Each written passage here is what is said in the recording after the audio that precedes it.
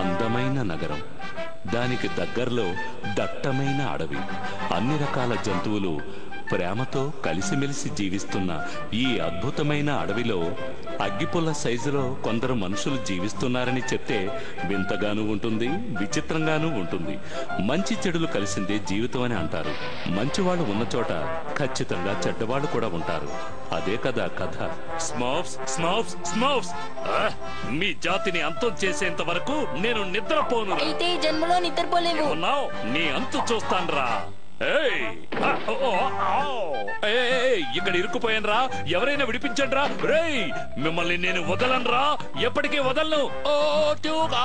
మన విలన్ ఎందుకు ఇంతగా కోపడుతున్నాడు? అతనికి వీళ్ళకి మధ్య ఏం జరిగింది?